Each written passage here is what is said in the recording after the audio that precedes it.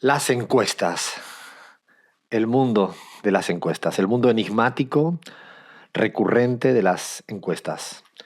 Vamos a intentar, con paciencia y con calma, explicar todo lo que hay detrás de este universo hoy en día tan frecuente en los medios de comunicación, en los que toman decisiones en la política, en plenas campañas electorales, en la militancia, en la gente que se le acerca en un titular y quiere interpretar. La idea es dedicarle un tiempito a recorrer todos los aspectos fundamentales que hay detrás de las encuestas aquí en CELAG Data. Me gustaría empezar con una reflexión que recuerdo hace ya un montón de tiempo en un texto de la Organización Mundial del Turismo de Naciones Unidas, en un programa que era Eliminación de la Pobreza, Turismo Sostenible.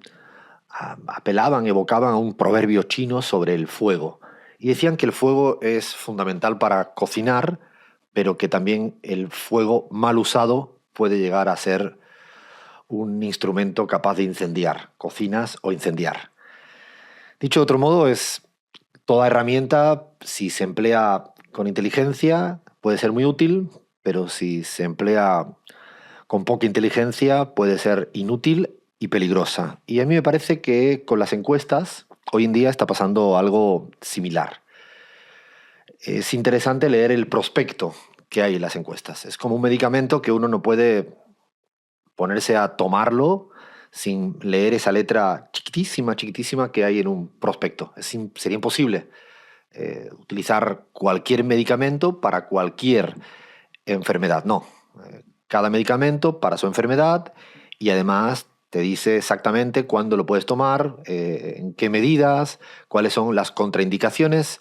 Es lo que te recomienda cualquier médico o médica cuando vas a pedirle que te resuelva un problema de cualquier tipo de enfermedad. El prospecto es determinante. Yo sugerimos desde CELAC Data que con las encuestas hagamos algo parecido. Leamos el prospecto, leamos esa letra pequeña, diminuta, minúscula, pero que es determinante y que condiciona más de lo que nos imaginamos a la hora de hacer encuestas, interpretar encuestas, hacer lecturas grandilocuentes de encuestas.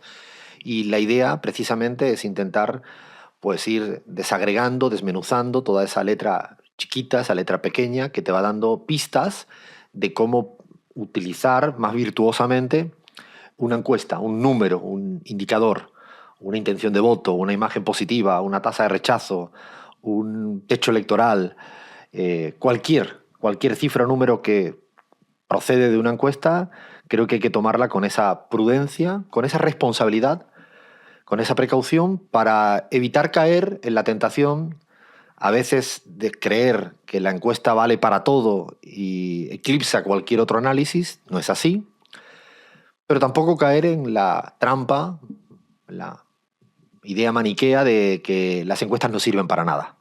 No, no es ni lo uno ni lo otro. La encuesta es una herramienta más, es una herramienta demoscópica, es una herramienta cuantitativa de opinión para analizar la opinión pública, muy útil, muy válida, siempre y cuando, como pasa con el fuego, como pasa con los medicamentos, sabiéndola usar y sabiéndola cómo usarla y saber el alcance que tiene, las limitaciones que tiene, porque si no se convierte las encuestas, como hoy en día está pasando en buena parte de los países de América Latina y del mundo, en una suerte de bien de entretenimiento. Se ha convertido en un bien de consumo, de entretenimiento, donde a ver qué dicen las encuestas. Y creo que es sumamente peligroso cuando no solo lo hace la población en general para poder interpretar situaciones políticas, electorales y societales, sino aún es más peligroso cuando los propios decisores y decisoras de la política también consumen las encuestas como si fueran un entretenimiento. Porque ahí sí que estaríamos ante el peligro, ante el riesgo, ante el abismo de una falta de responsabilidad a la hora de hacer lecturas de lo que ocurre en la sociedad. Y si las encuestas sirven para diagnosticar lo que pasa en la sociedad y no la sabemos interpretar bien, podemos empezar a caer en errores garrafales de interpretar, de diagnosticar realidades inexistentes, de decir cosas que no están pasando en el barrio, en la esquina, en un municipio, en una provincia, en un estado, en un país, en una región. La idea es ir poco a poco, ir analizando un montón de elementos, de puntos. Y lo vamos a hacer con la experiencia que nos da en CELAC Data, después de 6 años haciendo encuestas, haciendo estudios cuantitativos de opinión pública. Hemos hecho 53 encuestas en todos los lugares o casi todos los lugares de América Latina. Muchas encuestas en Argentina, en Bolivia, en Colombia, en México, en Chile, en Paraguay, en Ecuador. Y después de 53 encuestas, uno tiene la responsabilidad de aprender, de saber dónde te tropezaste, en qué te tropezaste, sin ponerte a la defensiva y en tener la capacidad de identificar dónde hubo una falla, un error, para poder mejorar en la próxima encuesta. Creo que es una experiencia fundamental para poder explicar complejamente este universo a veces tan enigmático, pero a la vez tan recurrente. 53 encuestas hechas en este tiempo y donde todas tienen su casuística y su contexto. No toda encuesta es igual a otra porque se produce en un país distinto, se produce incluso en un momento político electoral diferente. No es lo mismo una encuesta cuando hay elecciones a una encuesta cuando no hay elecciones. No es lo mismo una encuesta en elecciones a 2 días de la cita electoral presidencial o a 20 días de la cita electoral presidencial. No es lo mismo una encuesta en un país donde se acaba de dar un golpe de Estado, en un país donde hay una alta estabilidad institucional.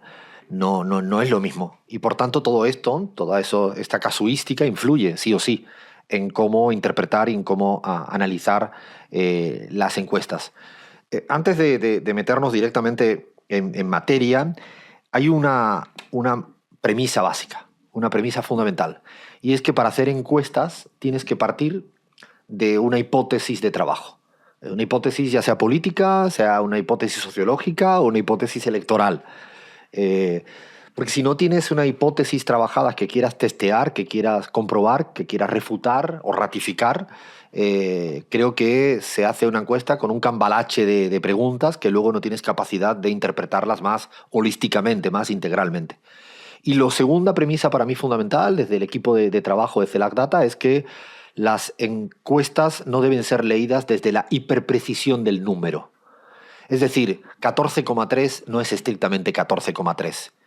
14,3 implica una dimensión cuantitativa, pero hay que considerar los márgenes de error, hay que considerar el momento puntual donde se realiza, hay que considerar las tendencias, hay que considerar muchas más cosas. Y me parece fundamental saber leer cuantitativamente una encuesta, pero sin caer en una suerte de camisa de fuerza que es la hiperprecisión de los números. Los números te permiten ordenar, orientar, analizar, pero no tiene que estar uno sujeto como si fuera un candado a saber que el 14,3 es 14,3. No, no siempre, y vamos a intentar explicarlo a lo largo de esta presentación sobre el mundo de las encuestas.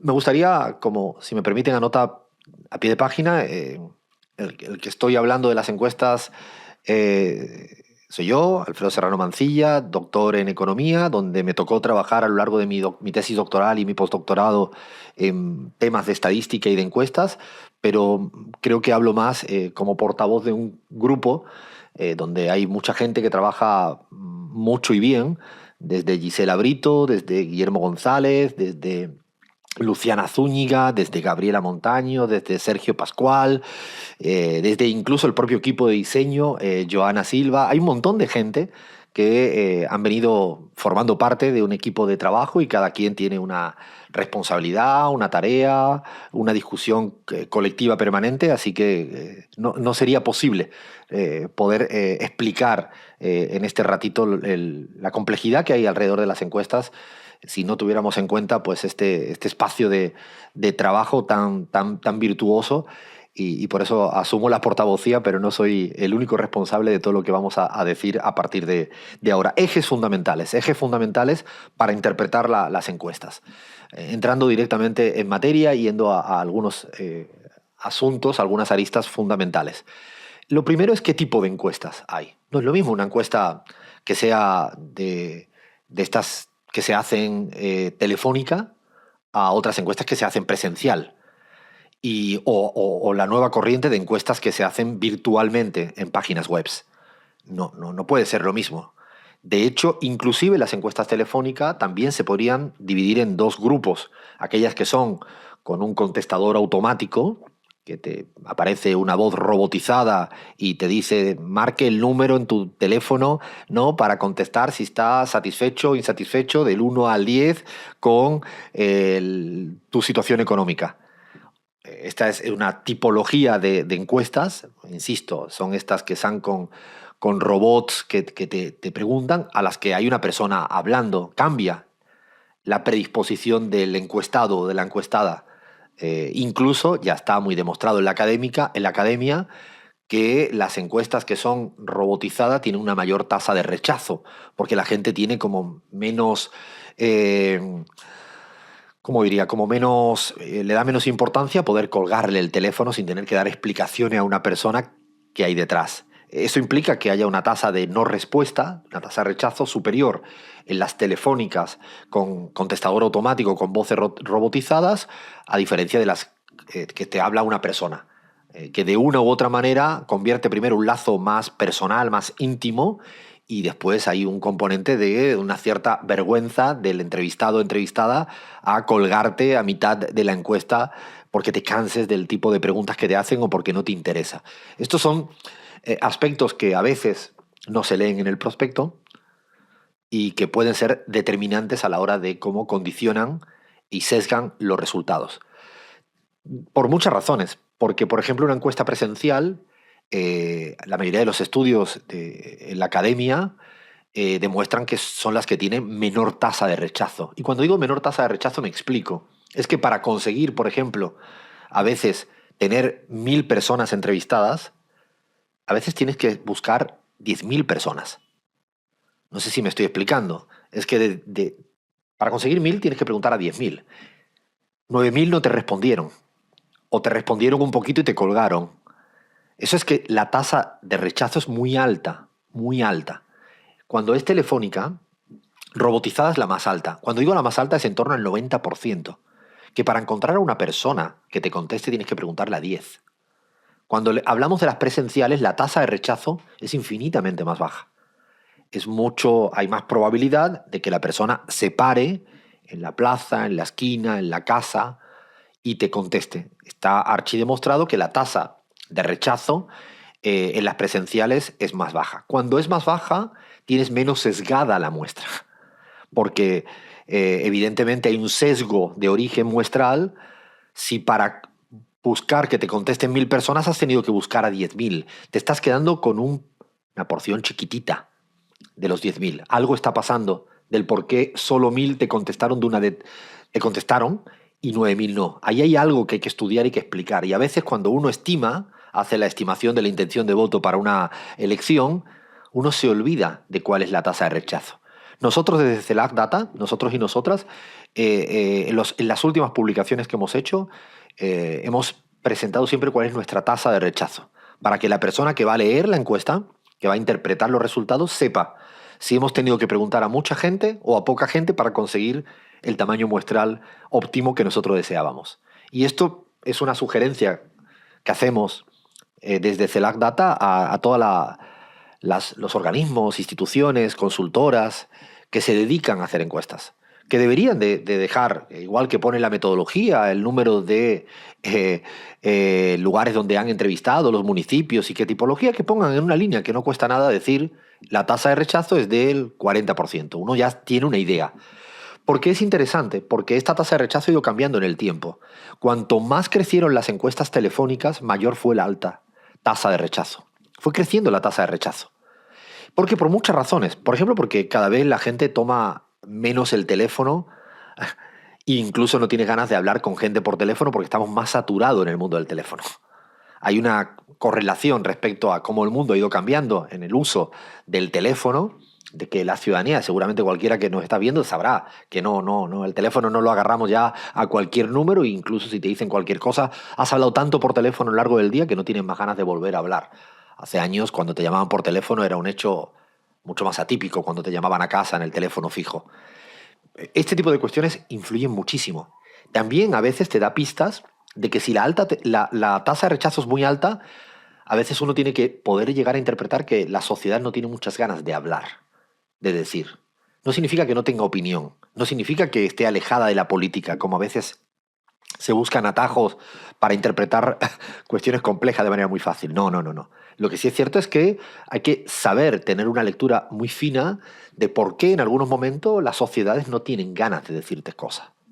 Y eso es de discusión política y que la herramienta de la encuesta te va a dar pistas, pero no es la única herramienta para entender qué está pasando en un momento histórico.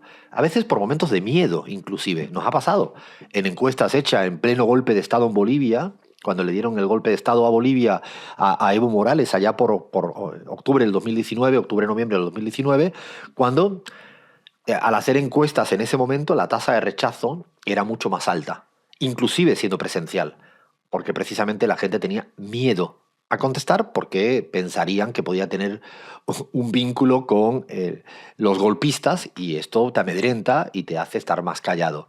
Son aspectos que no son baladí a la hora de abordar una temática tan compleja. Y yo pregunto que todo aquel que interpreta de manera veloz las encuestas se paran a mirar la tasa de rechazo. A lo mejor la ciudadanía en general no tiene el tiempo ni tiene que tener la formación para poder consumir este bien de entretenimiento. Pero cuando lo hace un tomador de decisión para elegir la candidatura presidencial, no se va a fijar en un aspecto tan determinante como es la tasa de rechazo de la tipología de encuestas. Lo interesante es saber cuáles son las limitaciones de cada una, las telefónicas, las presenciales. ¿Qué te permite la presencial? ¿Qué no te permite la telefónica? Ya sea con voz robotizada o incluso con persona conversando. Que las preguntas pueden tener mayor carácter cualitativo, porque cuando estás conversando con alguien, es posible que la atención del entrevistado o entrevistada te vaya a atender a lo que tú le estás planteando cualitativamente. Inclusive la duración del cuestionario es mayor en las presenciales que en las telefónicas, porque es mayor el tiempo de atención que se presta cuando estás conversando con una persona en la calle, en su casa, a si lo haces por teléfono. Estos son aspectos que están ya muy demostrados y estudiados. La academia viene trabajando en términos demoscópicos en encontrarle todos estos aspectos. De hecho, nosotros hemos intentado en CELAC Data permanentemente encontrar una correlación entre el acierto, por ejemplo, en el resultado electoral y la tasa de rechazo. Cuanto más tasa de rechazo tienes, mayor dificultad tiene para estimar bien la intención de voto en una campaña electoral. Por eso decíamos que no son aspectos cualquiera. Eh, Incluso de pasada he dicho que otro aspecto determinante es el tiempo. A veces queremos preguntar demasiado en una encuesta y nos pasa a nosotros y a nosotras en los debates que tenemos internos. Queremos, ¿por qué no le preguntamos por esto, por lo otro? Incluso cuando tú preparas un cuestionario con una contraparte que tiene interés en algo, te hacen un montón de preguntas que evidentemente puede ser contraproducente. Si yo a cualquier persona le hago 150 preguntas, a las preguntas 25 ha bajado la atención y empieza a responderme cualquier cosa. Y el responderme cualquier cosa puede ser una base de mala interpretación del resultado de la encuesta. El tiempo óptimo es determinante. Nosotros tenemos muchos, a partir de la experiencia y de lo que vamos leyendo de la academia al respecto, tenemos como detectado que en las presenciales podemos estirar más el tiempo de 12 a 15 minutos, sabiendo incluso que es importante a veces que hasta se mueva el orden de las preguntas. Porque si todas las preguntas las sostienes siempre en un mismo orden, vas a notar que las preguntas finales pueden tener un sesgo de cansancio del que responde. No puedes hacer demasiado, a lo mejor, desorden en el cuestionario porque le vas a volver un poco loco o loca a la persona que va a responder, pero sí hay que alterar un poco ciertos órdenes intrasectores, intrasegmentos, para caer en este tipo de sesgo. Y luego viene el tipo de pregunta, que yo creo que es otro de los aspectos fundamentales que luego vamos a tratar con más detenimiento.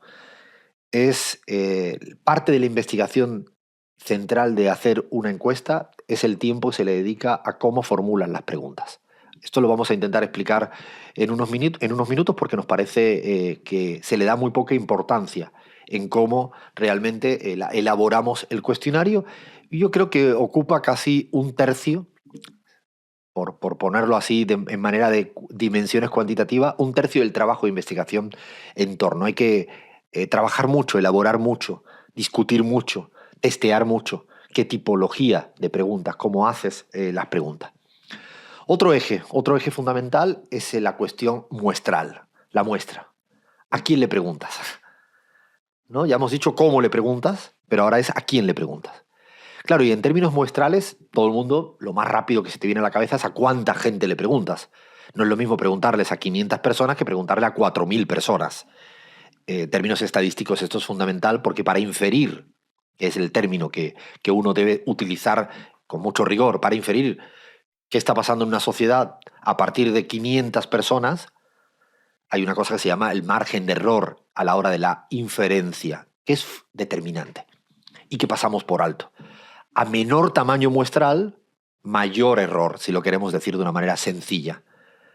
Cuanto más aumenta tu muestra, si nos vamos a partir de 2.000 casos, 2.000 personas entrevistadas, tu margen de error se te achica aproximadamente a un más o menos 2%, dependiendo de cuál sea el tamaño poblacional. En el fondo es una suerte de juego. Es como lo que hacemos además cotidianamente, pero con un poco más de rigor.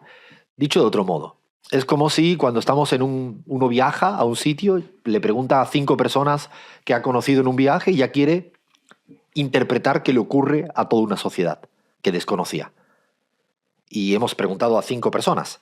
Es como si yo le pregunto a 5 vecinos de aquí y intento explicar qué le ocurre a la Argentina, desconociendo que hay gente que vive en otros barrios de la capital, que vive en otros municipios y que vive con otras preocupaciones, con otras cotidianidades. Ese tránsito de lo muestral a lo poblacional es lo que yo creo que hay que a veces pararse a trabajarlo de manera muy rigurosa, de manera muy pausada, porque el margen de error importa. ¿Y por qué importa el margen de error?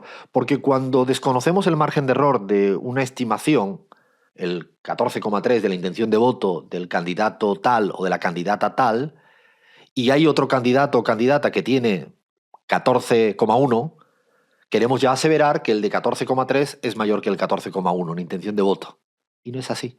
Porque como hay márgenes de error, dicho muy formalmente, se cruzan los intervalos de confianza. Dicho de una manera mucho más sencilla, yo no puedo aseverar que 14,3 en la población es mayor que 14,1, porque hay un error en torno al valor, un error que hay que considerar. En el fondo, cuando uno ve 14,3, 14,1 es un empate técnico. Inclusive, si ve uno 14 y 12, es un empate técnico.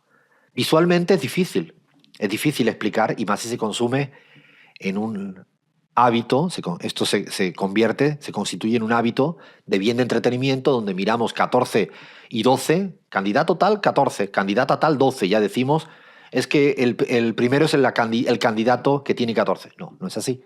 Hay estrictamente un empate técnico. Claro, visualmente asimilar esta diferencia, yo creo que hay que hacer un término que para mí es fundamental a los que nos dedicamos a hacer investigaciones en encuestas, en CELAC Data, es pedagogía en torno a esto. Es explicar, a veces incluso contracorriente, a veces hacerlo incluso en un medio de comunicación donde lo que te llevan es a tener un titular concluyente y definitivo.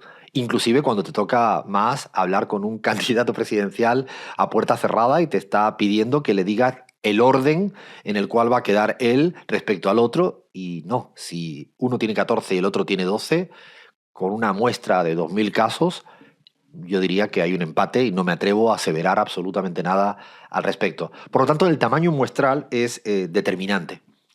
Cuanto más puedas hacer tamaño muestral, mejor que mejor. Pero claro, suele ser más caro y suele tardar más tiempo. Entonces, ¿qué se suele hacer cada vez más? Es achicar mucho el tamaño muestral porque es mucho más rápido, es mucho más barato y se hacen las encuestas a una velocidad como el público consume el entretenimiento. Esto puede llevarnos a veces a errores de interpretación de los resultados porque te dan encuestas permanentemente con 600, 800 casos y estás sacando conclusiones sin considerar de ninguna manera el margen de error. Pero no solo es importante el tamaño muestral, sino dónde eliges la muestra. Porque en países, nos ha pasado a nosotros en América Latina, en CELAC Data, en países como Ecuador o Bolivia, donde el componente urbano-rural es determinante, en cómo vives, en cómo piensas. Porque hay asimetrías de comportamiento, asimetrías económicas, asimetrías en precios, asimetrías de todo tipo, si tú no consideras en tu tamaño muestral que hay que abordar lo rural y lo urbano, las ciudades grandes, las ciudades intermedias y las ciudades chicas, y tú no tienes bien un equilibrio en tu muestra de todo eso, es probable también que estés sesgando tu muestra hacia una dirección. Yo recuerdo perfectamente como Evo Morales permanentemente decía que todas las encuestas, o la mayoría de las encuestas, había un porcentaje que nunca llegaban porque al entorno rural más difícil no llegan. No se llega. No eres capaz de ir a preguntarles a esa población cuando es presencial. No puedes llegar a esos niveles de población urbana, rural, más difíciles, a veces por niveles de acceso. Es determinante. De hecho, cuando uno mira los resultados de una encuesta, hay comportamientos muy asimétricos de cómo piensa las grandes ciudades, las ciudades intermedias y en las pequeñas ciudades, en el ámbito más rural. De hecho, estoy cansado de ver encuestas que incluso cuando el encuestador de una manera muy seria lo pone en la metodología, dice, por ejemplo, en Ecuador, hemos hecho esta encuesta de alcance nacional, pero solo en 5 ciudades, las ciudades más importantes del país, ¿no? Guayaquil, Quito, Cuenca, Imbabura. Bueno, ¿qué está ocurriendo? Es que están dejando de ver lo que ocurre a nivel territorial en el área rural, en la Amazonía, en la sierra, en lugares más chiquitos.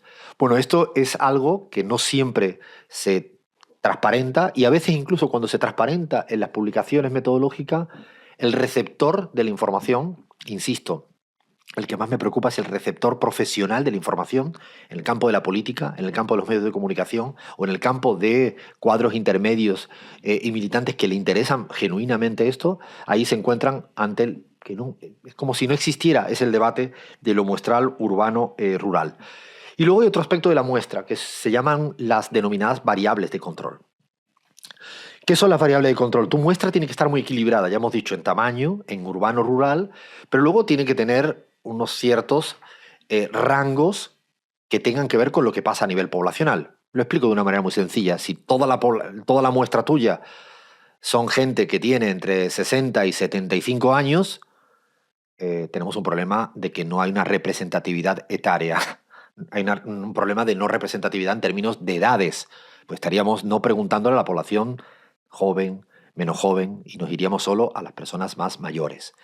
El equilibrio de lo que se le dominan estas cuotas de variable de control clásicas son las de género, ¿no? Tu muestra tiene que estar bien equilibrada en materia de género, tiene que estar bien equilibrada en materia etaria, de edades. Por eso los rangos de edades son muy importantes. Tener bien la gente más joven, ¿no? La siguiente franja etaria y así. Fijaros que hasta el punto nos ha pasado en CELAC Data, y es muy interesante contarlo a modo de anécdota, pero es como uno va aprendiendo, que si mueves los rangos etarios, también se modifica la muestra que selecciona. Dicho de otro modo, si tú eliges una franja etaria que sea de 18 años hasta 25, como los jóvenes, es muy distinta si tú eliges los jóvenes entre 18 y 30. Porque el comportamiento de la ciudadanía entre 25 y 30 años ya es diferencial respecto a los jóvenes de 18 a 25. Estos pequeños detalles, matices que parecen insignificantes, son determinantes a la hora de cómo interpretar un resultado electoral de una encuesta. Pero además, yo me imagino que cualquier persona que nos ve, que nos escucha, sabrá que es diferente preguntarle a un chico o una chica de 16 a 25 que si ya lo haces desde 25 a 30. Hay cambios de responsabilidades. Esto ocurre y nos ha pasado en algunas discusiones que en la cuestión de edad, cuanto mayor capacidad de desagregar tenga estas franjas etarias, mejor representativa va a estar tu muestra. Luego los niveles educativos y los niveles socioeconómicos. No puedes tener una población entrevistada solo con posgrados porque estarías desconociendo a una población que no ha tenido la posibilidad de hacer este tipo de estudios. No puedes hacer una encuesta, una muestra con una población con ingresos muy bajos porque hay otra población con ingresos muy altos que estarías desconociendo. Esto es fundamental de tener ese equilibrio y que tu muestra esté bien, ¿no? Situada en materia de estas variables de control. Hemos dicho las clásicas, que es las edades, el género, el nivel socioeconómico, el nivel educativo. Pero hay una que se olvida siempre, y es la variable de control a veces de a quién votó en las elecciones anteriores. Cuando estás haciendo encuestas con un objetivo más electoral, una variable de control es que, me explico, en las últimas elecciones, por ejemplo, de México, recientemente ganada por Claudia Sheinbaum por 32 puntos respecto al grupo del PRI-PAN-PRD, ¿no? En las últimas elecciones presidenciales 2024, el 3 de junio en México. Si uno hace una encuesta previa, con todos los equilibrios que hemos dicho previamente, edades y niveles socioeconómicos, urbano-rural, eh, población económica en términos económicos, y te olvidas de una pregunta que hay que hacerla siempre en una encuesta, y es ¿a quién votó en las elecciones anteriores? Porque imaginaros que si en la elección anterior, en la encuesta de 2.000 personas en México, te hubieran dicho todos que votaron, no sé, al contrincante de Andrés Manuel López Obrador, Anaya, con 80 puntos. Tú tienes que empezar a preocuparte de que tu encuesta, a pesar de estar bien equilibrada en las variables que hemos dicho, algo está pasando que le hemos preguntado a una población a favor de un candidato que no sacó 80 puntos y no sacó solo 20. Este tipo de cosas que te puede pasar en una encuesta, porque tú no sabes previamente a quién le estás preguntando, y por lo tanto esa persona te responde. Bueno, ahí pasa algo. ¿Qué ocurre? A nosotros nos ha pasado muchas veces. Me acuerdo perfectamente cuando nos pasó en Bolivia, en la elección del 2020 con Luis Arce, teníamos todas las variables muy bien controladas y equilibradas, todas las variables. Estamos hablando de una encuesta presencial que hizo CELAC Data allá por el 2020, antes de las elecciones post-golpe de Estado que tuvo lugar en Bolivia. Teníamos todo relativamente bien equilibrado en términos de edades, niveles socioeconómicos, urbano-rural, género. Sin embargo, no nos aparecía el valor real de la intención de voto. No tiene que ser preciso, no es que tiene que la encuesta no te va a dar el valor exactamente preciso de a quién votaron a Luis Arce y a quién votaron, en ese caso era a Evo Morales en la anterior elección y a Carlos Mesa. Estamos hablando de la elección del 20 comparándola con el 19, porque sí le podemos preguntar a la gente a quién votó en la elección anterior. ¿Qué ocurre si no te dan los resultados o absolutamente se te alteran el orden o son valores que no te los esperas? Ahí tienes dos alternativas y es difícil. Y la experiencia te va dando posibilidades de aprender cómo tienes que retocar tu muestra. Es un momento muy delicado. Es un momento difícil para el que le toca hacer la encuesta. Y es un momento que lo ideal es poder explicarle, si te lo permiten, a la contraparte cómo has retocado esta encuesta, para que la otra contraparte interprete en base a lo que tú has hecho. Lo interesante no es escondérselo, es explicárselo. Es decir, tuvo una muestra que tuvo un resultado electoral anterior muy raro. ¿Y por qué pasa a veces raro? Pues a veces puede ser simplemente por un error de muestra, que te fuiste a preguntarle a un barrio que a pesar de que todas las otras variables estaban perfectas, lo económico, la edad, pero eran más a favor de uno que de otro. Entonces tienes un origen de la muestra, porque no representa a toda la sociedad, de verdad. Y puede darse eso. Entonces ahí si fuera así es fácil, porque lo que haces es un poco, dicho técnicamente, se repondera un poco la muestra. Se hace una suerte de asignarle un nuevo weight, un nuevo peso, una reponderación para ajustarlo y decirle los que estaban diciendo que votaron a Mesa, me está diciendo en la variable de control que eran muchos, los voy a bajar un poquito. Se repondera, le das un peso menor a esa proporción de la población de la muestra. Es fácil, ¿no? Solo es un cálculo matemático que le bajas la importancia. Como si fuera una fórmula química de cualquier producto, ¿no? Le bajas un poquito. Bueno, no tiene. Pero claro, no siempre es simplemente porque te has equivocado en que fuiste a preguntar a gente más afín a otro candidato, que no tenía tantos votos. Y ahí es donde pasa, ¿por qué le están diciendo que me votaron, vamos a la Argentina, en un ejemplo del año 2023? ¿Por qué dicen que votaron en un 46% a Macri, me sale en mi muestra? Imagínense una elección presidencial como la Argentina 2023, CELAC Data hizo una encuesta en mayo 2023, para ver qué iba a pasar en octubre del 2023, elecciones presidenciales en la Argentina. Hacemos todo esto, y nos sale que había más votantes de Macri de los que realmente había con nuestra muestra. O sea, nuestra muestra nos estaba diciendo que Macri estaba sobrerepresentado en intención de voto pasada. Y entonces podemos pensar que es que nos fuimos a preguntar erróneamente, porque tú no sabes a pesar de que tengan la misma edad, el mismo nivel socioeconómico, el mismo género, puede pasar que, inclusive como son poblaciones muy grandes, que te hayas ido a preguntar a los jóvenes más macristas, a las clases populares más macristas. Por lo tanto, tienes una sobrerepresentación de Macri. Podrías tener un error que es fácil de corregir, insisto, porque le bajo la importancia, con esta reponderación bajándole el weight. Pero no siempre tienes que pensar que todo se explica por esta única razón. Hay otra razón, que es la difícil de interpretación cualitativa del análisis demoscópico, político y electoral. Puede darse el caso, por ejemplo, como se ha dado muchas veces, se dio en la Argentina que estamos hablando, en la cual la población estaba tan cansada del gobierno actual que no quería reconocer que había votado a este gobierno actual previamente. ¿No os pasa en la vida esto?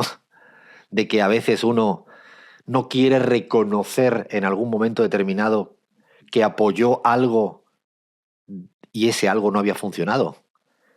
Esto que se le llama a veces el voto vergüenza. No hay un voto vergüenza. Es como... Entonces ocurre que cuando vienen gobiernos en declive, es probable que cuando tú hagas una encuesta electoral tengas infrarrepresentado en tu control a esa población. Es como te hubieran dicho, bueno, Alberto Fernández en el 19, en la encuesta, en la muestra, nos decía que en vez de votarlo el 48, te salía el 38. Todo ese gap, esos 10 puntos que estaban mal aparentemente, se explica por un error muestral. Una parte sí y otra parte es muy probable que se explica porque como el gobierno ya no venía en el mejor camino, en el mejor sendero a la hora de resolver los problemas económicos, la ciudadanía incluso que lo ha votado, tienes que partir de la hipótesis que es probable que una parte te diga que no lo voté. Esto ocurre muchas veces. Claro, ¿cuánto le das a una reponderación y cuánto le das a este voto vergüenza o a esta declaración vergüenza? Y luego hay otra variable, es lo que otros denominan el voto oculto. No te lo quieren decir. Por ejemplo, cuando se dan golpes de Estado es muy interesante porque eso sí es una constante y en todos los estudios sale. Yo no quiero decir que yo voté a Evo si le han dado un golpe de Estado a Evo. Tengo miedo, tengo susto. Estoy en una fase de un gobierno que es capaz de amedrentar, matar a la gente. ¿Cómo le voy a decir yo a un entrevistado que no me conoce de nada, que me llama por teléfono, me para en la calle y yo no sé si es un servicio de inteligencia o una encuesta y le voy a decir yo que voté a Evo? Bueno, el miedo es el voto oculto, a veces por muchas otras razones. Hay momentos de la sociedad, hay momentos muy interesantes, esto para discutir políticamente, porque de esto se trata las encuestas, de hacer esta reflexión permanente, este análisis permanente. No se trata de mirar 14,3 ganó Pepito o Juanita. No, no, no. Se trata de discutir con mayor nivel, hacer análisis sociológico, político, electoral. Claro, porque hay veces que incluso hay momentos de las sociedades donde el voto oculto es muy grande, donde la gente no te dice nada. Nos ha pasado permanentemente en las 53 encuestas, que a veces, por ejemplo, la abstención, la no participación, mejor dicho, fue de un 20%, la real. Pero en la encuesta, que estábamos preguntando a quién votó, nos sale que no participaron el 50%. ¿Qué está pasando si hay 30 puntos de diferencia ahí? Bueno, pues a veces esta variable lo que está denotando es desorden en el tablero político. Es no querer reconocer a quién votó y no saber a quién va a votar. Es como una suerte de desafección de la política en ese momento. Ese tipo de aspectos que ya veis que es multicausal, es complejo porque le toca al encuestador o encuestadora de turno tomar una decisión. Deja la muestra tal como está, asumiendo que hay un diferencial que no es real, representativo con lo que ocurrió, porque crees que es una mezcla de oculto, desafección, vergüenza, miedo, o hay una parte cuánto y error muestral. Bueno, a lo largo del tiempo, cuando vas teniendo un poco de experiencia, vas haciendo combinaciones posibles al respecto. Ideal sería hacer muchas combinaciones para que sea robusto tu análisis. Es complejo hacerlo y es complejo explicarlo. Pero es interesante al menos tenerlo en cuenta. Este momento difícil de ese voto recuerdo es uno de los grandes dilemas que hay. Y lo último, respecto en relación a la muestra, que yo creo que es uno de los aspectos que también son muy escurridizos y se olvidan muy rápidamente. Y es que la muestra, en el mejor de los casos, con todos estos problemas variados que hemos ido un poco recorriendo, además de todos estos problemas, la muestra tiene un plus que es determinante considerarlo, y es cuando quieres hacer inferencia desagregando los números. Me explico. A veces te interesa ver cuál es la elección presidencial en la Argentina, en el 23, y imagínate que la muestra, a pesar de todos los problemas, ha llegado a tenerla medianamente controlada, sabiendo que va a haber errores, pero va bien. Pero lo que no puedes atreverte es hacer, por ejemplo, una interpretación de un resultado para la provincia de Buenos Aires o para Mendoza. Es decir, no puedes hacer interpretaciones desagregadas a nivel regional. Podría ser a nivel de jóvenes, o a nivel de género, o a nivel de niveles socioeconómicos. ¿Por qué no se puede uno hacer ese triple salto mortal con pirueta tan rápidamente? Porque la muestra no siempre está pensada para hacer inferencia intragrupo. Es decir, la muestra no siempre tiene la representatividad provincial. La muestra de la provincia de Buenos Aires, la cantidad de observaciones que tiene, más allá de que el margen de error es mucho mayor, porque como es una parte chiquita de tu muestra grande, si tú tienes una muestra de 2000 a nivel nacional, y tú tienes 500 entrevistas hechas en la provincia de Buenos Aires, eso es un 25%. Sin embargo, la provincia de Buenos Aires es mucho más que el 25%. Bueno, tú puedes reponderar todo eso y eso es relativamente fácil. Pero el problema es que a las 500 personas que le has preguntado en la provincia de Buenos Aires no son representativos de lo que pasa en la provincia de Buenos Aires. Porque tu objetivo a la hora de elaborar la muestra tenía un objetivo que era la inferencia nacional. Esto, los que trabajan conmigo y me sufren cotidianamente saben que le exijo al equipo de trabajo que en la presentación nosotros digamos cuán representativa son los datos a nivel grupal. Por ejemplo, a nivel de regiones fundamentales que tú quieres estudiar, la provincia de Buenos Aires, o quieres estudiar un nivel socioeconómico determinado, o te interesan los jóvenes, la típica que tú dices, quiero saber cómo piensan los jóvenes en el Ecuador. Bueno, y tú tienes una muestra nacional y lo que quieres es desagregar por jóvenes. Eso. Y te atreves a hacer conclusiones de nuevo grandilocuentes. Pero ¿te has parado a pensar si tu muestra de jóvenes se corresponde con los jóvenes a nivel poblacional? ¿Tienen el mismo nivel socioeconómico los jóvenes que tú has elegido en la muestra con respecto a lo que pasa en el país? ¿Tienen el mismo reparto de género? ¿Tienen los mismos niveles educativos? Cuidado, allá deberíamos de estar cuidando los parámetros de representatividad en cada grupo que te interese. Esto lleva siempre a un error muy clásico, que es, sobre todo a nivel regional, que momentos electorales a muchas le importan. ¿Qué te dice la muestra para Mendoza? Y tú dices, pero si tengo 150 casos. ¿Qué te dice la encuesta para Córdoba? Pues si tengo 200 casos. Primero, el margen de error es muy grande. Pero sobre todo es que los casos que yo tengo de Córdoba, yo no lo he cotejado con la población de Córdoba. Por lo tanto, puedo tener un sesgo de mi muestra cordobesa con respecto a lo que ocurre en la población cordobesa a nivel socioeconómico, a nivel educativo, en rangos etarios.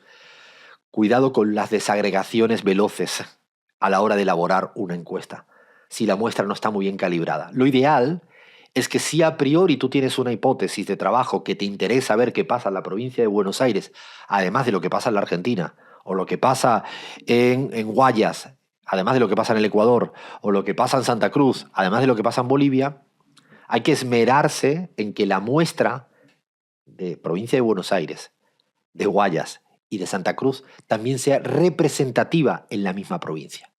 Si no, estás diciendo cualquier cosa. Y es muy frecuente que cuando estás en la tensión de presentar los resultados ante un público, ya sea medios de comunicación, y más si lo estás haciendo en privado, ante un líder, una lideresa, y te está pidiendo, como me pasó alguna vez, dime los datos de Potosí. Claro, yo los datos de Potosí tenía mis números, pero en mis datos de Potosí, yo sabía que los datos de Potosí que yo tenía no eran representativos. Además de que eran pocos casos, no eran representativos. Por lo tanto, no solo era un problema de que el margen de error era muy grande, sino es que los pocos casos que tenía ni siquiera estaban equilibrados en términos de variables de control. Me acuerdo que nos pasó eso y no me atrevía. Pero claro, la contraparte políticamente tiene sentido que te haga esta pregunta. Lo que no tiene sentido es que una encuesta sea útil para esto. Y el problema no es, por lo tanto, no es que la encuesta sea una herramienta inútil, porque luego no va a acertar qué pasa en Potosí o en el Caribe colombiano. Es que no se le puede exigir a una encuesta que responda a ese tipo de preguntas. Y por eso vuelvo al principio. Es el abuso que hacemos de que las encuestas nos respondan todo. Y no. Si quieres un análisis de Potosí, tendrías que hacer una encuesta de Potosí o del Caribe colombiano o de la provincia de Buenos Aires, lo más grande posible, lo mejor equilibrado posible, para poder inferir lo que pasa en esa situación. Lo digo porque es muy habitual de ver qué pasa en las encuestas, te ponen la intención de voto y te dicen hasta el dato que ha salido. Me pasa permanentemente, nunca miro ninguna desagregación territorial de ningún dato de intención de voto.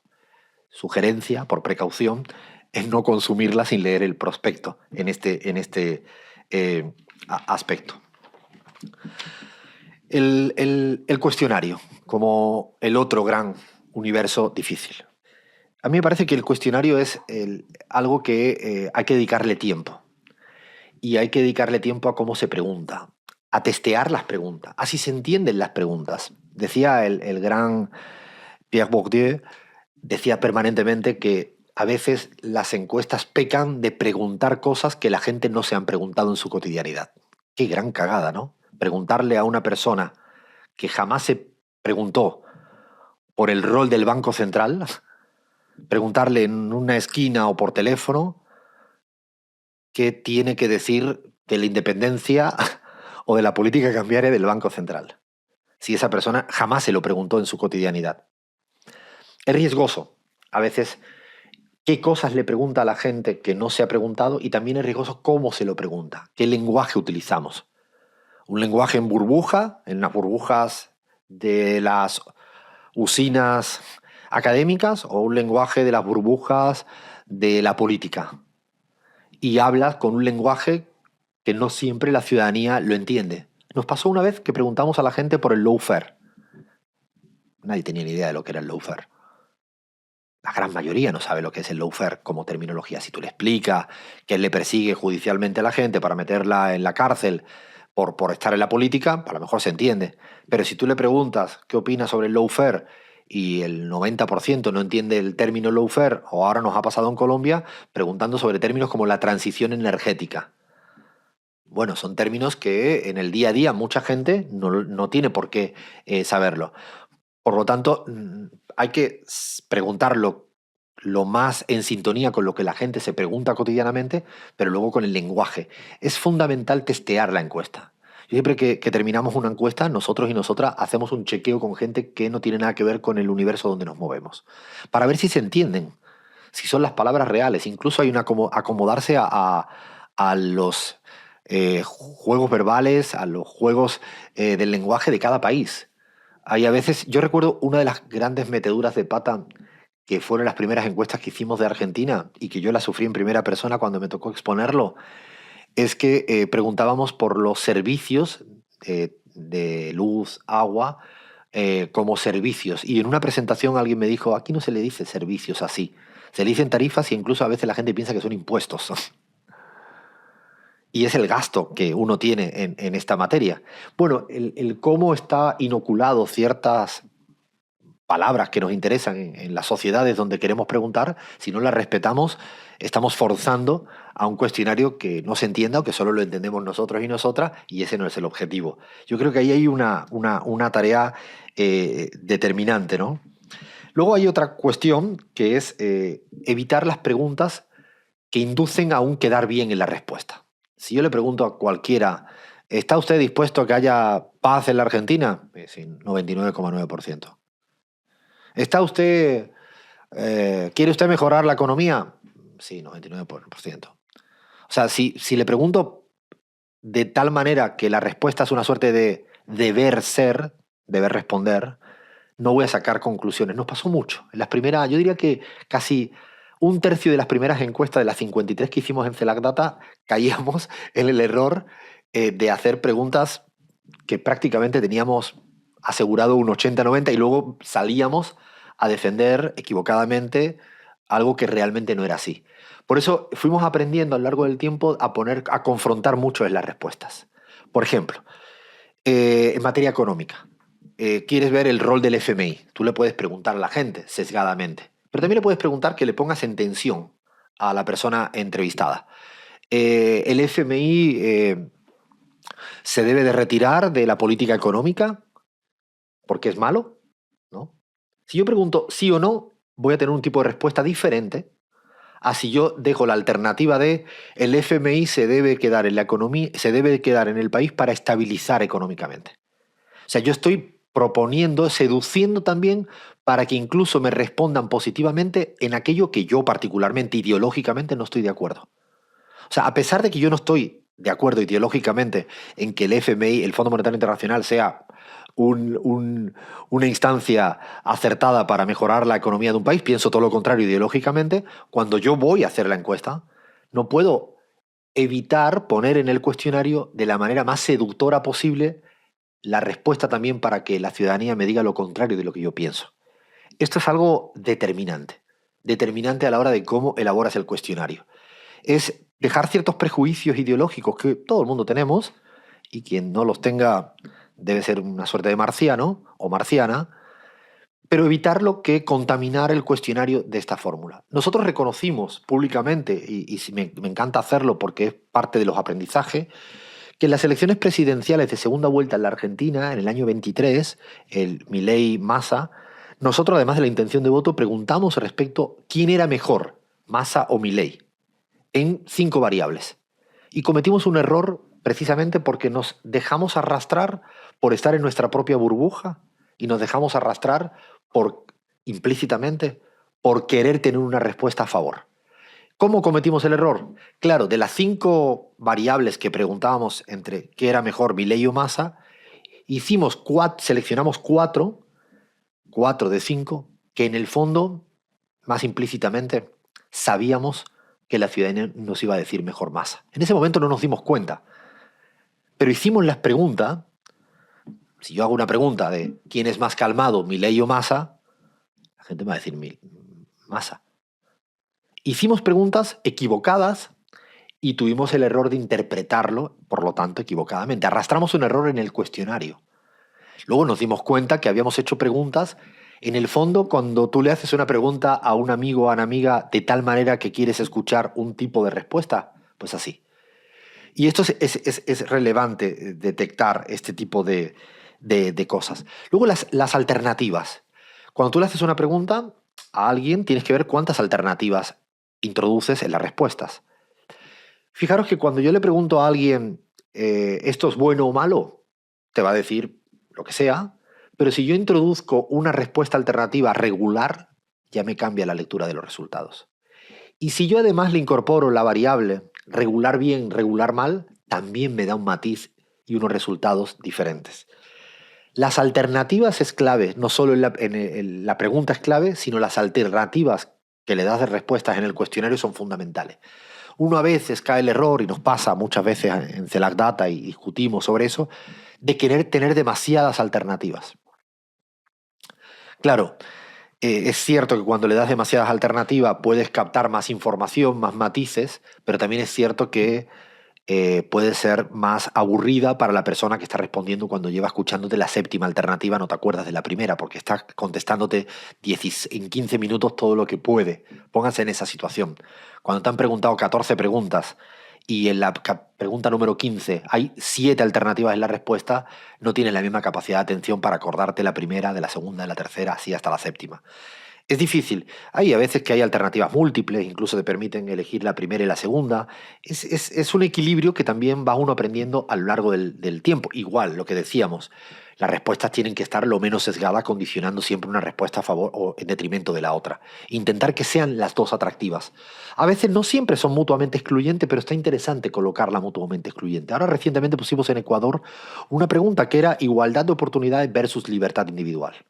Sabemos que no tienen por qué ser incompatibles entre sí, pero era muy interesante colocar al entrevistado o a la entrevistada en esa dicotomía aparentemente excluyente, que sabemos que no lo es, pero queríamos colocarlo contra la espada y la pared a la hora de poder responder. Es importante en el cuestionario, es algo que a veces en las encuestas telefónicas no te da porque son chicas, pero en las encuestas presenciales sí te dan, y es muy relevante si te interesa un tema mucho, si tienes como hipótesis político un tema determinado, es fundamental preguntar de manera diferente sobre el mismo tema. Es como para evitar que toda la interpretación surja de una única respuesta sobre un tema que te interesa muchísimo, es clave que a lo largo del cuestionario, si le vas a preguntar sobre economía, haya dos, tres formas diferentes de abordar la misma temática para que sea robusta la información que tú tienes. Porque si en un tema, el de inseguridad, tú lo preguntas de una única manera y te responden de esa manera, puede caer en el error de precisamente interpretar esas respuestas con el sesgo de cómo lo hiciste, de cómo formulaste la pregunta. Si tú lo haces de diferentes maneras, es clave. ¿Por qué digo esto? Pues con un caso muy puntual. El tema que surge siempre de la imagen positiva de los políticos y las políticas. Si tú en una encuesta solo le preguntas a una ciudadanía si la imagen positiva de Axel Kicillof es buena o mala y quieres sacar de ese numerito toda una lectura sobre el rol político, la aceptación que tiene Axel Kicillof en la política y la sociedad argentina, yo creo que es muy riesgoso y me atrevo a decir que es poco riguroso. Lo interesante es que si realmente te interesa la figura de Axel Kicillof en la Argentina, o la figura de Juan Grabois en la Argentina, o la figura de Villarroel o de Patricia Bullrich, es que si la encuesta tiene ese objetivo, es importante que tú le hagas las preguntas de diferentes maneras respecto a Axel, Grabois, Bullrich o Villarruel. No solo eso, y esto es algo que también aprendimos con el tiempo, es malo hacer una encuesta teledirigida para un único foco. Pongamos que queremos hacer una encuesta a favor de Villarruel. Si el cuestionario está muy pensado para Villarruel, rápidamente el encuestado o la encuestada se da cuenta de que hay un objetivo detrás del cuestionario. Le tienes que poner de alguna manera algún contrapeso de otro personaje político para que la persona que está entrevistándose considere que quiere saber de Villarroel muchas cosas, pero también quiere saber de Grabois o de Axel. A lo mejor esas preguntas no te sirven porque no te interesan políticamente, pero las tienes que colocar como parte del cuestionario para tener ese famoso equilibrio de evitar que si a mí mañana me llaman de la ciudad de Buenos Aires y me preguntan un montón de cosas de Jorge Macri, yo ya me estoy dando cuenta que es que son encuestadores del gobierno actual y por lo tanto me va a condicionar la manera de responder. Si en cambio me hacen de unos y de otras, creo que ahí voy a tener menos posibilidades de estar tan sesgado en la forma de responder. Y por último, algunas notas finales respecto al mundo, a este prospecto, a esta letra pequeña, a todo lo que hay tras bambalinas de las encuestas que queríamos de alguna manera compartir a partir de la experiencia, del estudio de este equipo de trabajo en CELAC Data, algunos notas finales que yo creo que hay que tener como siempre presente, al menos como a la hora de interpretar los resultados, habría que tenerlo siempre presente. Hay un aspecto que para mí es fundamental, que es cuidar la estética. Es importante cómo se presentan los resultados. Es muy importante cómo se presentan los resultados. De hecho, estamos siempre muy contentos y contentas del equipo de diseño que tenemos en CELAC Data, que hace todo que sea muy amigable en cómo se presentan. Cuanto más colorido y bien pensado estéticamente está, es más fácil de digerir y cambia la predisposición de la persona que lo va a leer. Si a mí me mandan una hoja Excel eh, casi fuera de tiempo y muy poco alegre visualmente, estoy convencido de que la encuesta la voy a mirar de otra manera.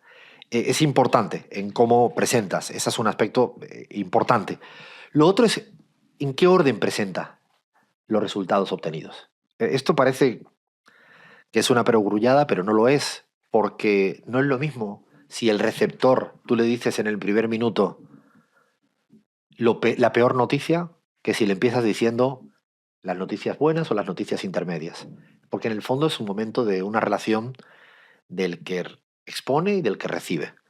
La comunicación, en la base de la comunicación. No es lo mismo que hables con un amigo y le empieces diciendo, le ves y lo primero que le transmites es lo peor que le tenías que decir. Hay gente que le gusta, pero hay gente que no le gusta. Hay gente que recibe mejor las malas noticias, pero hay gente que recibe una mala noticia y se predispone a no leer nada de la información que se viene. Por lo tanto, el orden de la película completa, que es la presentación de una encuesta, es determinante. Inclusive si lo haces en un medio de comunicación, si lo haces en un equipo de trabajo internamente, y más si lo hace enfrente de un candidato, de una lideresa con mucha trayectoria política. Por lo tanto, ¿cómo cuentas la película completa? Incluso para sostener el nivel de atención para que llegue a la última lámina. Porque si tú le dices en el primer minuto, nosotros a veces, y nosotros nos reímos mucho de las presentaciones, porque ¿qué quiere en época electoral saber un candidato presidencial o una candidata? Que le digas la intención de voto. Bueno, habitualmente lo dejamos para el final, con el objetivo de que se quede con buena parte del jugo de la encuesta y no la descarte solo por escuchar el 14,3, el 28,4 de la intención de voto. Porque una encuesta te da mucho más contenidos que la intención de voto. De hecho, lo más interesante de una encuesta, y eso es otro aspecto determinante, una nota final para mí clave, son los hallazgos escondidos que se encuentran en las encuestas. Pongo otro ejemplo. En la Argentina, de las encuestas que hicimos preelectorales, lo más interesante para nosotros y nosotras era la cantidad de gente que le estaba viendo con buenos ojos la dolarización. Entre los jóvenes mayoritario y entre la población no mayoritario, pero había dudas mayoritarias. Esta información es un hallazgo de la encuesta que puede ser muchísimo más importante que la intención de voto de Milei. Porque la intención de voto de Milei va a ir cambiando a medida que se acerca la fecha electoral. Pero este tipo de información son mucho más lentas, son más estructurales, están en los cimientos. Y ahí te da pistas de por dónde vienen las preferencias societales, de dónde vienen las opciones políticas, por dónde vienen los sentidos comunes.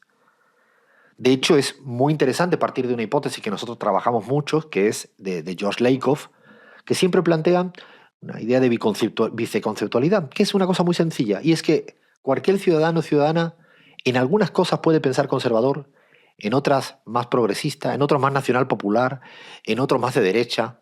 Somos como un popurrí a veces de sentidos comunes. También hay gente que en todo piensa más de izquierda, o en todo piensa más de derecha, o en todo piensa más popular, o en todo piensa más conservador. Te encuentras esas situaciones, pero también te encuentras una parte de la población que puede estar muy a favor de la educación pública en la Argentina y a favor de que no se privatice un montón de cosas, pero luego si le preguntas por los temas de inseguridad, en ese aspecto están más cercanos a posiciones conservadoras.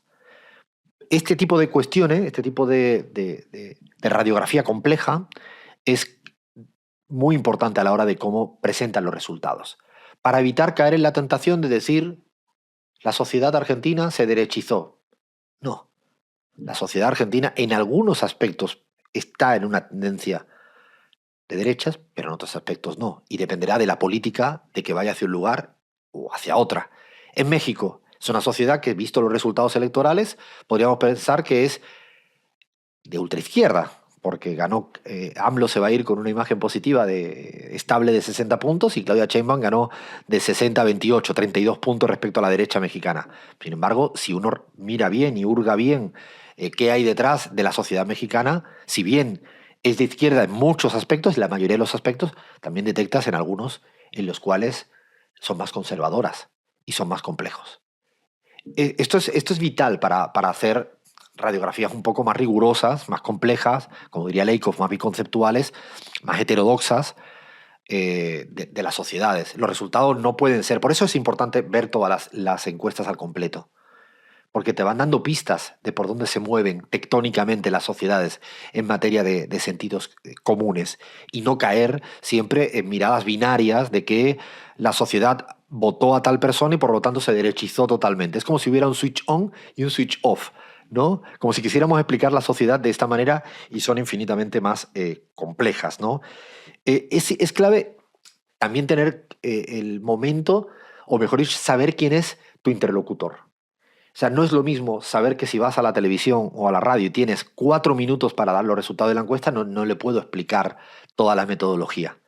Y no le puedo explicar todos los aspectos que más me interesan. Entonces es interesantísimo saber cuánto tiempo dispones en la presentación de una encuesta, quién es tu interlocutor. No es lo mismo un candidato presidencial en pleno estrés que un político a mitad de término que tiene más tiempo para saber. No es lo mismo la persona que ama las encuestas al que no la ama, el que las entiende al que no las entiende. Yo creo que es otro aspecto muy importante, inclusive de saber que hay encuestas, y esto es fundamental, de que no te van a dar resultados electorales cuando no hay elecciones. Nos ha pasado. Hemos hecho una encuesta reciente en el Ecuador. Están a 9 meses, 10 meses de las elecciones. Llevan teniendo elecciones cada 2 años porque los gobiernos neoliberales no terminan su mandato porque lo hacen todo mal. La gente no está del todo pensando en las elecciones. Y en cambio tú quieres inferir un resultado electoral. Tienes que intentar hacer pedagogía y explicar y decir, no, y esto no. Esta encuesta no es para tener un resultado electoral. ¿Cómo vamos a empezar hoy en la Argentina, todavía a años de una elección presidencial, a saber cuál es la intención de voto de un candidato o candidata? La gente no está pensando en eso. Y si no está pensando en eso, es muy difícil que nosotros podamos extraer conclusiones cerradas respecto a la intención de voto. Digo porque hay una tentación de creer que la encuesta solo es para darte un resultado electoral, y a veces sí y a veces no. Pero más allá, a nosotros nos ha pasado en CELAC Data, y nos hemos reído por no llorar, cuando nos han dicho, nos acertaste en el resultado electoral. Pues si el resultado, nosotros hicimos la encuesta 3 semanas, terminamos la encuesta 3 semanas antes. 3 semanas antes, y dijimos que había un 30% que no sabía que iba a votar. ¿Cómo pueden hacer una lectura absolutamente cerrada de un resultado electoral si todavía quedan 3 semanas? Y además está pasando un fenómeno global, de época, y es que cada día hay mayor número de ciudadanos y ciudadanas que eligen, que toman la decisión en la última semana, en las últimas 48 horas y en las últimas 24 horas. Por tanto, es imposible, es sin sentido, demoscópico, procurar acertar, como si fuera esto una bola de cristal, acertar el resultado electoral cuando tu encuesta terminó 3 semanas previo. Tu campo terminó 3 semanas previas. Y por cierto, el tiempo que tardas en hacer una encuesta es otro aspecto que no puedo dejar de decir. No es lo mismo una encuesta realizada en 2 días que en 3 semanas. Nosotros en CELAC Data hemos defendido siempre la necesidad de hacer encuestas en horizontes temporales mayores a 10-15 días. ¿Por qué? ¿Se imaginan que nosotros hacemos una encuesta en la Argentina el día que fallece Maradona? ¿Se imaginan que nosotros hacemos la encuesta en esos 2 días donde pasa un episodio de un calado histórico y que la sociedad se tambalea por cualquier cuestión puntual? ¿O porque hay en los noticieros una noticia permanentemente respecto a un caso de corrupción o un escándalo público? ¿Se imaginan que hacemos en 48 horas una encuesta y queremos inferir resultados de lo que pasa en la sociedad argentina esos días donde pasan tantas cosas o esa cosa? El objetivo que nosotros tenemos siempre en CELAC Data es desestacionalizar un poco la recogida de información, y por tanto intentamos abrir el horizonte. Es decir, 3 semanas, de alguna manera, compensas lo que va pasando. Efectivamente, si tienes alguna urgencia electoral, te lo están pidiendo para ya. Habitualmente no hemos caído, casi nunca hemos hecho encuesta en CELAC Data de una encuesta en un día, 2 días, porque lo hicimos una vez, no voy a decir cuándo, pero nos equivocamos mal, y es precisamente porque corrimos más de lo que debíamos correr para hacer una buena encuesta. Y es preferible a veces no hacerla a decir cualquier cosa, precisamente por una exigencia determinada de en 2 días, 3 días, porque pasan muchas cosas. Por lo tanto, las encuestas en relación con el tiempo es una variable muy importante. Y es muy importante precisamente para ubicarla en términos temporales, en lo que tardas en hacerla y en cómo leer los resultados. Y ahora sí, para ir terminando. Las variables de interés, esto es algo en una encuesta que se trabaja muy poco, pero yo siempre pensamos cuando trabajamos con el equipo, con Gise, con Mariana Dondo, con Guille González, con Luciana, con Gaby, con Sergio, y vamos preparando la presentación, intentamos identificar cuáles son nuestras variables de interés. Lo voy a explicar con un ejemplo. Me puede, en un momento determinado del análisis político, interesar la gente que se fue desesperando con nosotros y nosotras si somos de una opción política. Dicho de otra manera, me puede parecer muy interesante en un momento determinado ver la gente que me votó en un momento y me dejó de votar después. ahí hay un sujeto. Hay un sujeto político electoral que antes me quería y ya me ha dejado de querer. Ese sujeto, le puedes llamar como quiera, es fundamental que a lo largo de una encuesta sea una variable de interés y cruces todo el resultado por ese sujeto. Me interesa saber qué piensan de la inseguridad toda la ciudadanía argentina, pero sobre todo ese sujeto, que un día me quiso y que me dejó de querer. O, por ejemplo, otro sujeto que me interesa bastante, en el caso peruano, los que estaban a favor de una constituyente, elecciones que ganó Pedro Castillo. Nosotros veníamos detectando que la pregunta más interesante era, había un montón de población peruana que estaba a favor de un gran cambio, harto de todo, y quería una constituyente. Fijaros que en los números resultados electorales de Pedro Castillo no salían en las encuestas, porque la gente no le votaba, no había ánimo de intención de voto en una encuesta que hace 3 meses antes de ese resultado. Pedro Castillo, de hecho, salió in extremis, en los últimos días creció y llegó a ganar las elecciones presidenciales. Pero ¿qué era más interesante, al menos para nosotros y nosotras, que no trabajábamos con ningún candidato ni ninguna candidata? Era detectar que había un magma de cambio constituyente en Perú, que la gente quería un cambio en ese momento determinado. Algo parecido pasa hoy en el Ecuador. Bueno, esa variable puede ser una variable de interés y por tanto es interesantísimo cruzar lo que piensan los que están a favor de una constituyente en todos los aspectos. A veces te pasa en la afinidad con un candidato. ¿Qué piensan los que están a favor de Grabois en la Argentina? ¿Qué piensan sobre todos los aspectos que tú le estás preguntando? O los que tienen una imagen positiva de Axel Kicillof. ¿Qué están pensando sobre la inseguridad, sobre la economía, sobre este gobierno? Esto es un tema determinante. Elegir variables de interés, a veces la eliges a priori, porque estás haciendo análisis, pero a veces a lo largo de la encuesta aparece un tema tan novedoso y tan interesante como los que están a favor de la dolarización, que no te lo esperabas, y tienes que decir, este sujeto que está a favor de la dolarización, ¿quién es? Y lo vas viendo a partir de cruzarlo con todas las preguntas otras que vas haciendo en la encuesta. Son aspectos que a lo largo de muchas encuestas vas aprendiendo. No te tienes que quedar anquilosado en que ya tenía previsto que las preguntas de interés eran esta, esta y esta. No, a lo mejor te demuestra a lo largo de la encuesta que aparecen variables sumamente atractivas para entender lo que pasa en la sociedad, en lo político y lo electoral, y tienes que reincorporarlas en tu cruce. El cruce es qué piensan sobre este tema los que piensan sobre este tema. ¿Qué piensan los que están a favor de Grabois sobre la dolarización? ¿Qué piensan? ¿Qué piensan los que están con imagen positiva de Axel sobre los temas de la inseguridad? Esos cruces son muy interesantes. Bueno, esos aspectos los va elaborando a lo largo de las encuestas. Hay otro asunto que es, yo diría que es hoy en día es el que más le gusta a la mayoría de la gente que son consumidoras de encuesta como bien de entretenimiento, y es la imagen positiva. Todo el mundo lo primero que te pregunta es ¿cuál es la imagen positiva de Milei, de Villarroel, de Axel, de Juan? Además, hay una suerte de, no sé, sex appeal de la imagen positiva en términos demoscópicos. Todo el mundo quiere saber, en el medio, inclusive, y ahí es donde viene el problema, en el tomador de decisión o la tomadora de decisión. O sea, hasta en el candidato o candidata, lo que más quiere saber es su imagen. Y la imagen, si bien es una variable interesante, que te da pistas de cuánto aceptación puedes tener, yo, a lo largo de estos 6 años haciendo encuestas en América Latina con todo el equipo de trabajo, hemos visto, y puedo dar nombres y apellidos y los voy a dar, personas que tienen una imagen positiva altísima y que nunca han ganado una elección, y no solo eso, sino se han quedado lejísimos de ganar una elección. Voy a poner 2 ejemplos. En Bolivia, Carlos Mesa, y en Colombia, Sergio Fajardo. La imagen positiva de 2 líderes han tenido siempre muy por encima imagen positiva de el contrincante con el cual luego perdió. No sé si me estoy explicando. O sea, Sergio Fajardo tenía más imagen positiva que Petro durante mucho tiempo. Mesa más imagen positiva que Evo o que Lucho. Pero no ganaban ninguna elección. Porque imagen positiva a veces es alguien que te cae bien, pero al cual no les confías para ser presidente de tu país. A veces pasa en la vida que uno tiene un buen amigo, pero no es el amigo que te va a resolver el problema.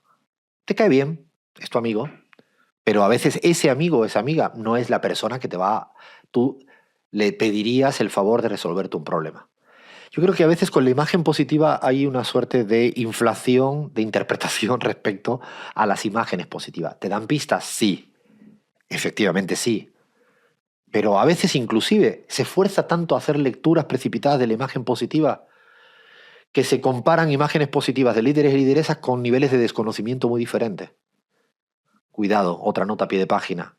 Cuando un candidato o candidata, un actor político, tiene un nivel de desconocimiento por encima del 50-60%, en estadística se le llama esto missing values. ¿Qué significa? Valores perdidos. ¿Qué significa? Que hay muchos ceros en la base de datos.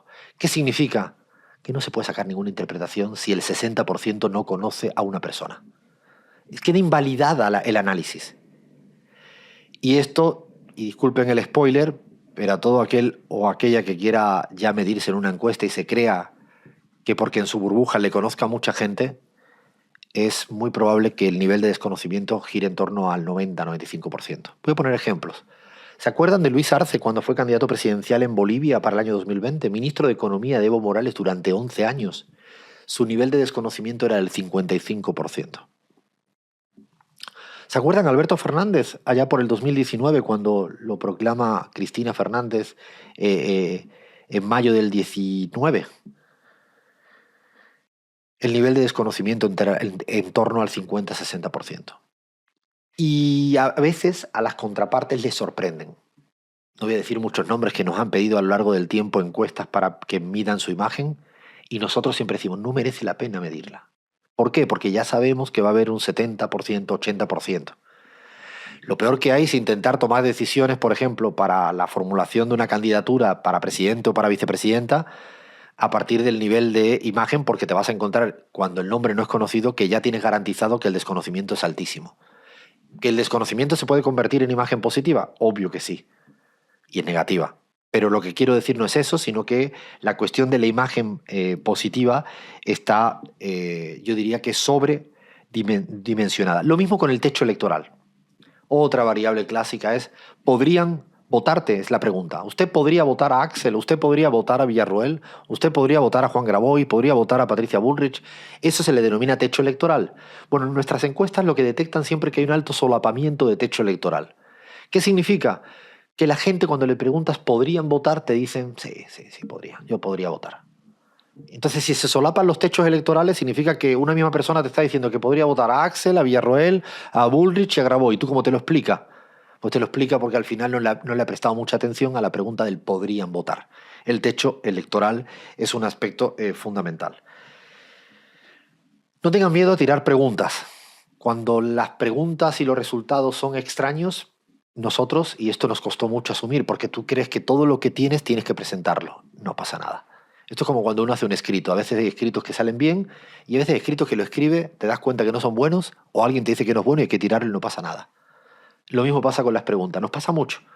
Hemos ido aprendiendo con el paso del tiempo a tener una suerte de un poquito de mayor predisposición a que cualquier pregunta que no está bien hecha, si la tienes que tirar a la basura, es mejor a veces tirar una pregunta a la basura que entorpecer o enredar o desordenar cualquier tipo de análisis que hagan en las encuestas.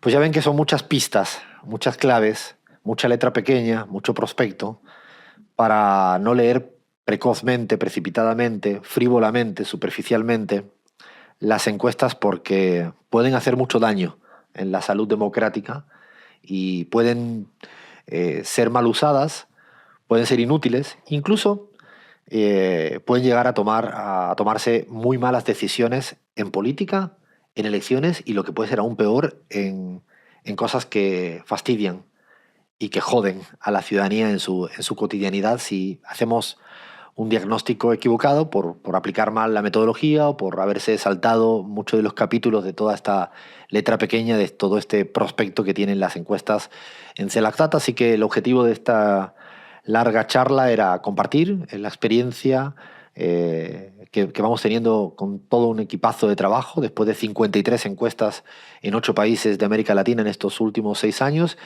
y os aseguro de que habrá más errores y los seguiremos contando, pero el objetivo era hacer un poco de pedagogía en torno a este mundo fascinante, yo diría que muy útil, de las encuestas. Muchas gracias.